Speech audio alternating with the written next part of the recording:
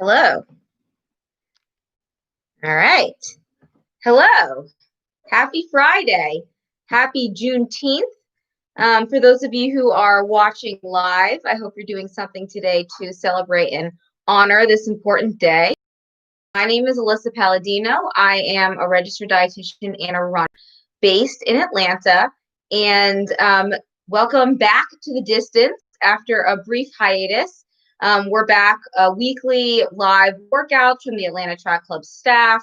There is a yoga and meditation class, and of course, your Friday nutrition lunch and learn, in which we will continue to explore a whole range of food and nutrition topics that are relevant to you as runners and walkers, and hopefully support you in staying healthy as we continue to navigate through these challenging times. The topic for today's presentation is emotional eating. So emotional eating is something that I hear about fairly commonly, even in the best of times. And so it's totally understandable. And if it's coming up for you, as it is for many people right now. And the term emotional eating is used pretty widely, and it may mean something a little bit different to different people. So I just wanted to clarify that when I use that term today, I'm referring to anytime we are eating or using food primarily to address an underlying emotion versus to address physiological hunger. And before I go any further with this, I also want to convey that to a certain extent, emotional eating is not only common, but fairly normal, and not necessarily problematic. So food is fuel. As a dietitian, of course, I believe that as runners and athletes, it's important to understand that food is fuel, but food and eating is also a source of pleasure and comfort, and can be celebratory and can be social. So if you find yourself eating for those reasons, so eating to self-soothe or to comfort or to better handle a negative emotion, I encourage you not to feel guilty about that or to beat yourself up about it. And just understand that emotional eating is on kind of the range of normal reactions and responses to maybe some unpleasant or uncomfortable experiences we may be having. All that said, if you are finding that, or you're noticing that food or eating is your only coping mechanism, or that you're relying on it more than usual, or that your eating habits are negatively impacting your health or interfering with the kind of life you want to lead, then it might be worth kind of exploring and digging a little deeper and making sure you have other resources and other tools and strategies to handle those emotions better. And so that's kind of what we're going to be getting into today. And one last thing before we dig in a little bit to these tools and strategies is, if you can, take away the guilt, take away the negative feelings after an experience of emotional eating. And I know this is easier said than done, but if you can take away those negative reactions and get curious, it can actually be an opportunity for some self-knowledge and almost like a window of awareness into what may be going on in your life that needs some attention. It's a little bit of food for thought there. But when we're talking about handling emotional eating, if it's something that's coming up for you more than feels comfortable, it's important to have a whole range of tools in your toolbox to practice self-care that doesn't involve food. And so this is something that I talk a lot about with clients and with groups, and I have a list that I will share with you all today as well. And I would encourage you too to think about what activities you might add to your self-care list, because everybody's going to be a little bit different. So take a minute and really think about, or more than a minute, and really think about what are experiences and activities and even people that bring you joy, bring you comfort, that don't involve eating. So you can make sure you're incorporating those non-food self-care actions or habits or practices into your daily life. And so some that I regularly share with people that may resonate with you, one would be to practice yoga and sort of deep breathing and moving meditation. And that's something, if you are brand new to and you want some support with, the Track Club does have available now on the distance on YouTube. So meditation is another great one too. And again, if you're new to that, there's a lot of apps that can really help. Prioritizing sleep is really important. Sleep is absolutely a form of self-care, and it's essential to overall physical and mental health. Spend time in nature. So, getting outdoors, there's a lot of really proven benefits of that for mental health. So even though it's getting pretty hot, at least here in Georgia, if you can get out early in the morning or in the evening, that can be really helpful, especially if you can get out of the city and into more of a serene nature. And the physical activity. So a lot of you watching today are already active. So your runners and your walkers, maybe you're tuning in and following the live workouts that the Track Club staff is leading. But exercise, moving your body is a really, really great form of self-care that can help you create more positive emotions, experience less anxiety, depression, sometimes other negative emotions, and you can practice it regularly to kind of stay on a more even keel. Or you could even try to use it in the moment when you are experiencing that negative emotion that you would typically turn to food for, trying to get out, go for a short walk. Maybe it turns into a jog. Take your bike out, find a 5 or 10 minute video on YouTube on the distance or on one of the many, many fitness apps that are available right now. But there's something about the way those endorphins start flowing.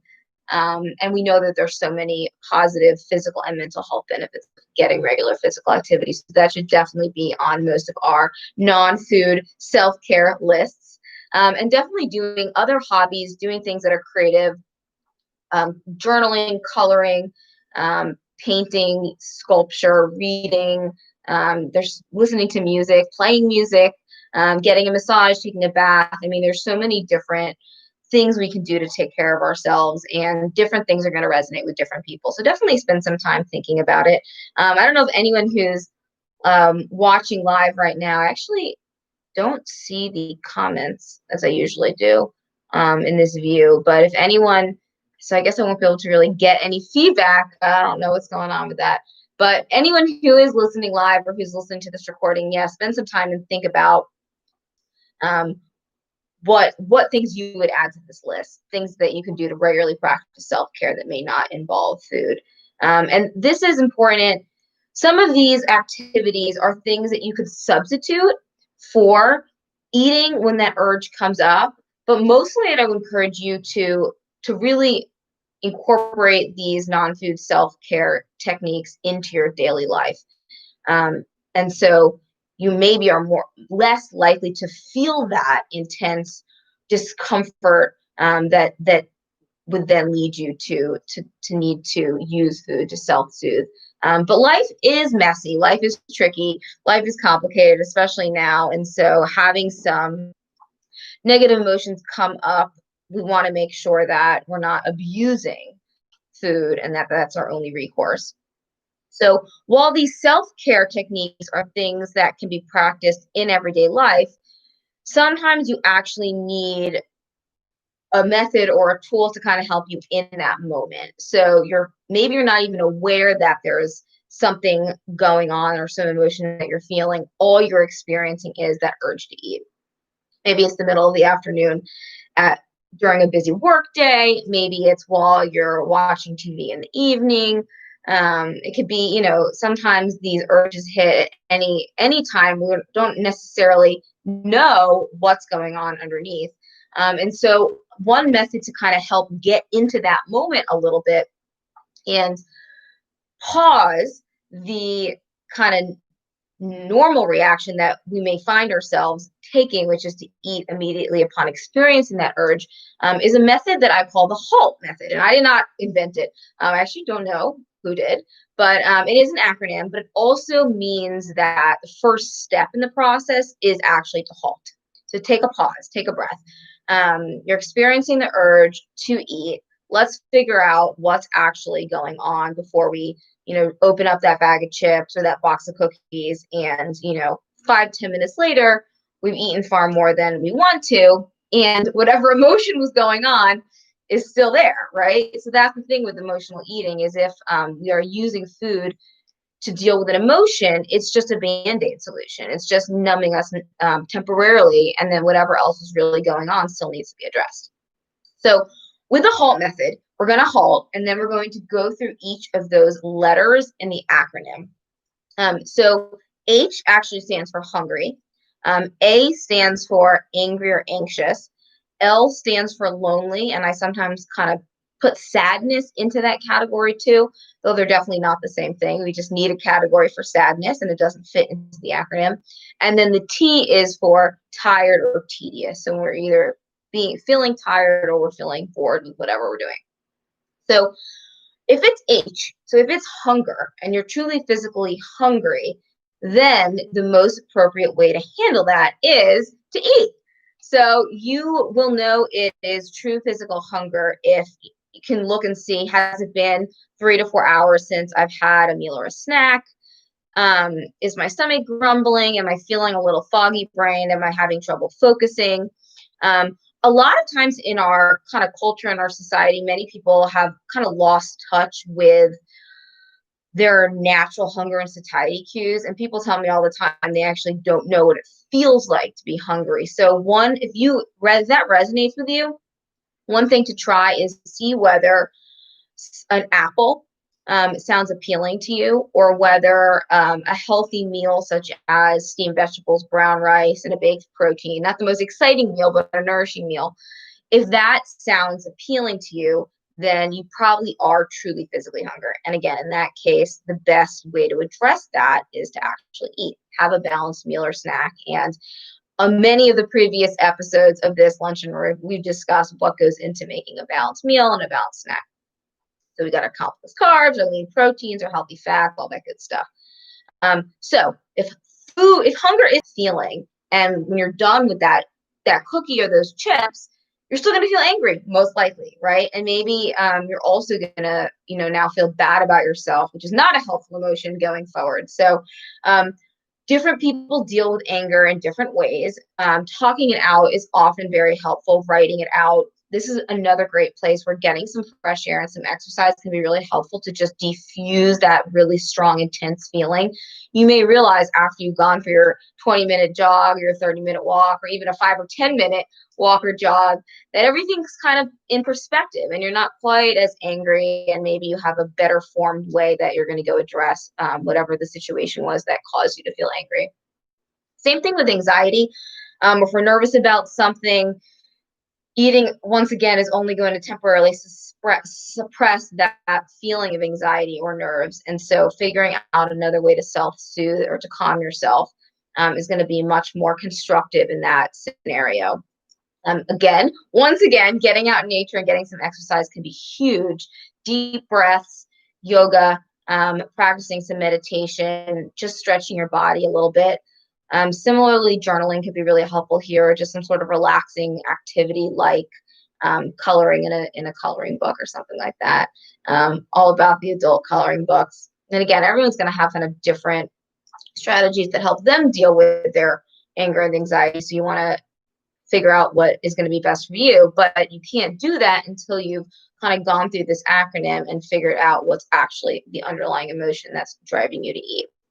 After A, we've got L. So lonely, or again, I kind of put sadness into this category. So if you realize that you're feeling lonely, the best way to deal with that is to try to connect. And unfortunately, because so many of us have been socially isolating, and that is responsible with, in the midst of a pandemic, it may exacerbate feelings of loneliness. But luckily with technology, there are so many ways that we can connect digitally, even if we can't connect in person, but calling a friend or setting up a Zoom, maybe meeting up for a socially distant, safe walk out somewhere in nature could be helpful.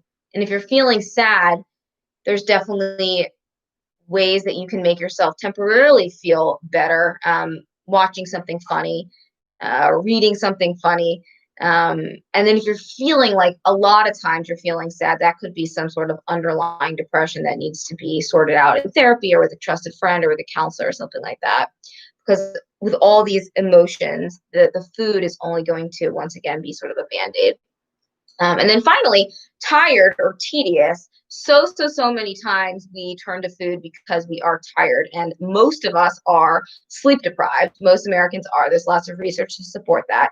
And the way that being sleep deprived actually affects our hormones, it does so in a way that we are more likely to crave and want to be eating simple sugars, and simple carbs, because somewhere in our body we know that that's going to give us quick, immediate energy. So it's no accident that when you are not getting enough sleep, you find yourself kind of craving some more of those sweets. So really important to get enough sleep on a regular basis. And if you find yourself up late at night wanting to keep eating, most likely you just need to try to get to sleep a little bit earlier. Make sure you're setting your bedtime so that you can get those 7 to 8 hours.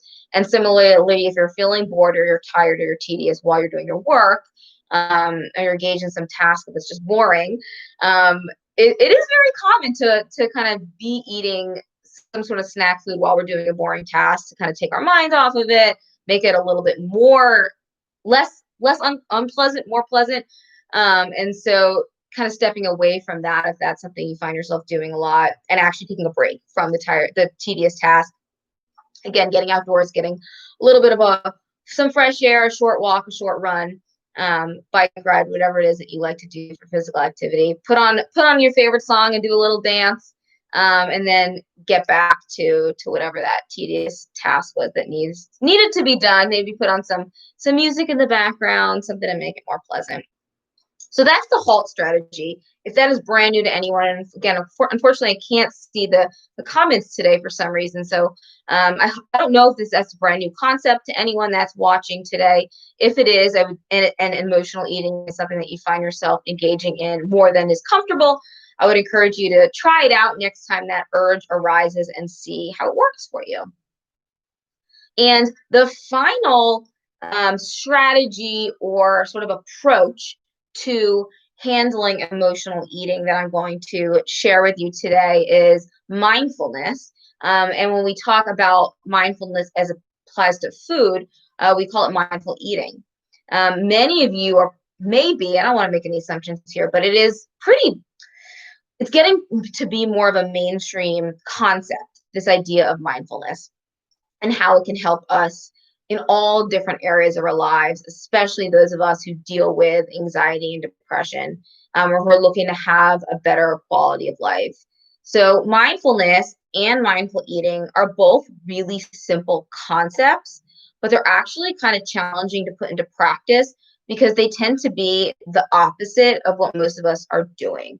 So very simply, being mindful, or the practice of mindful eating, is just paying attention to whatever it is we're doing, being centered in the moment, and being attuned to our thoughts and our feelings and whatever's going on around us without judgment.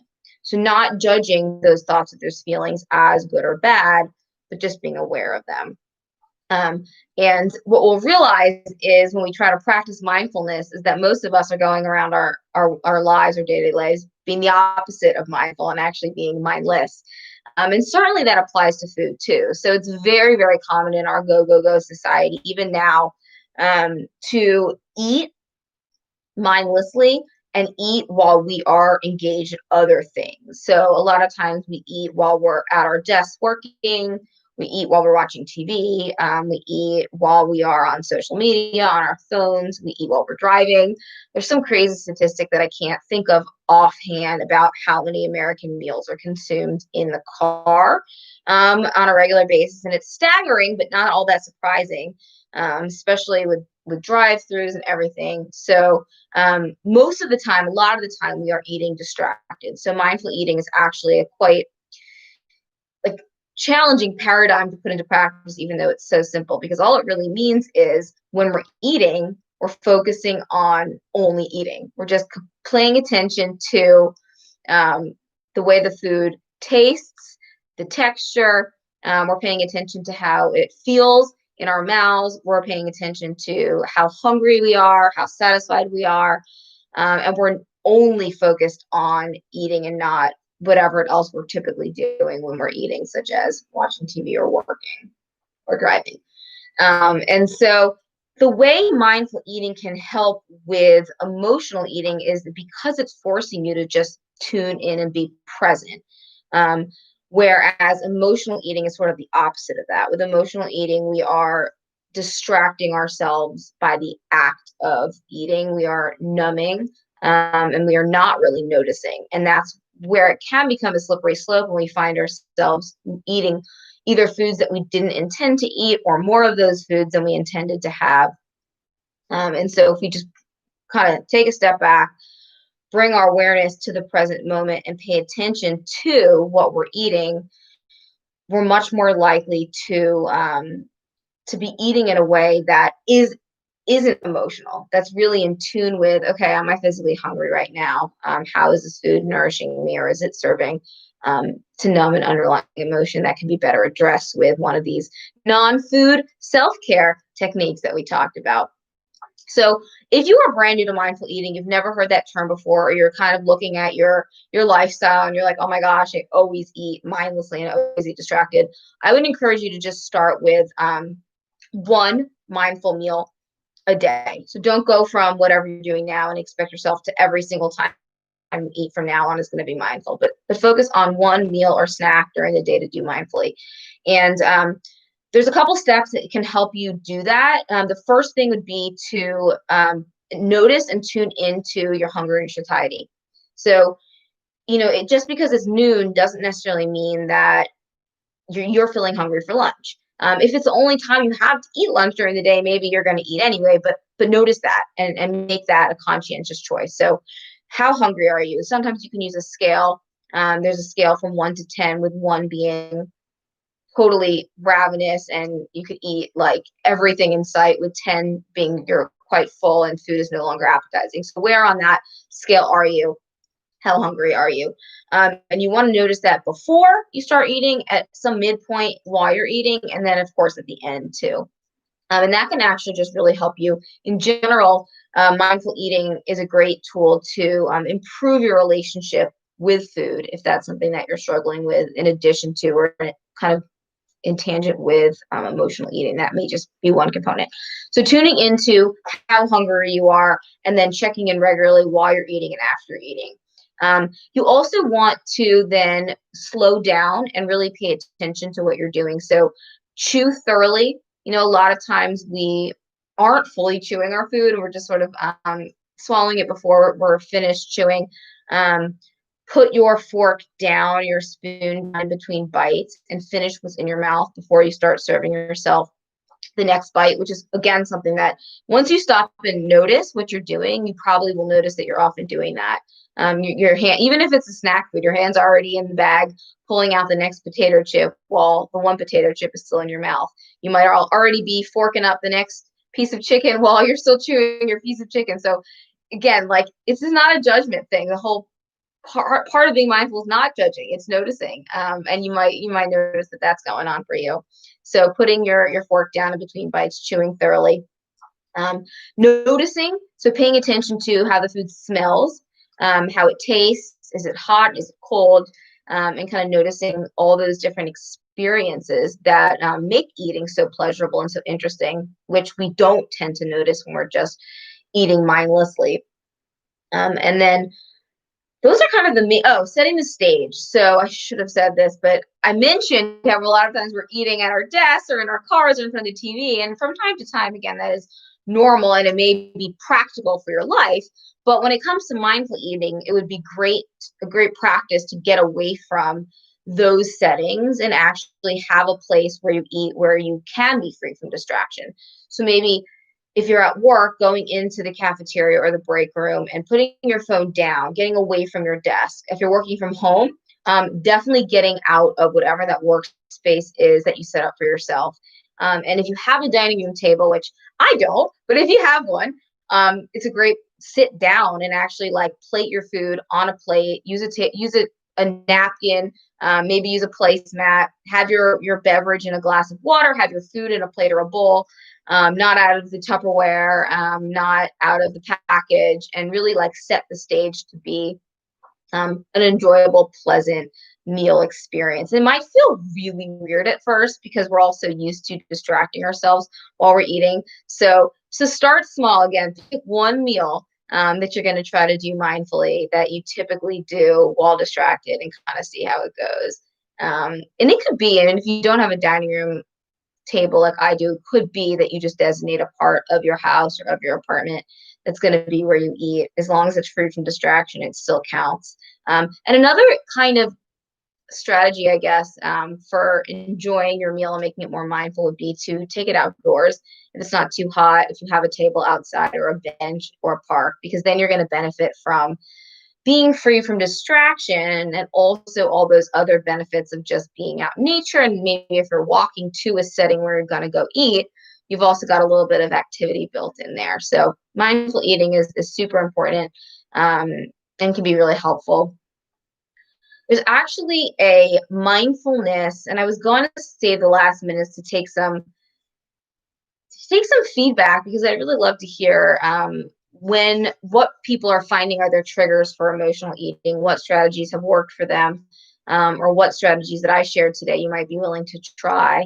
So I'll have to figure out for next week how to see the comment section again. So one last, I guess, experiment that I'll share with you in the remaining minutes is it's a common exercise that's used to teach mindfulness, and it actually specifically involves food, so it's particularly relevant for this presentation, and it's the Raisin Experiment or Raisin Experience, I guess it is. And the idea is if you're brand new to mindfulness and brand new to mindful eating, you can try it and practice it with this raisin. If you hate raisins for whatever reason, you can try it with another kind of food or fruit. But we're going to kind of go through these different steps of mindfulness with our little raisins. So oftentimes, maybe if we're eating raisins without even thinking about it, we just shove a handful down.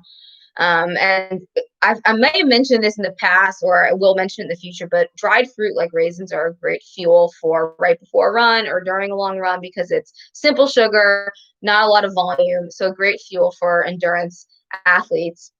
But we can also use it to practice mindfulness. So we're going to take our little raisin and notice all the things about it that we normally wouldn't. So how it has this like little wrinkled texture, what it looks like, what the color is. It's like dark in some places. It's lighter in other places. It's sort of shriveled. Like, what does it remind you of?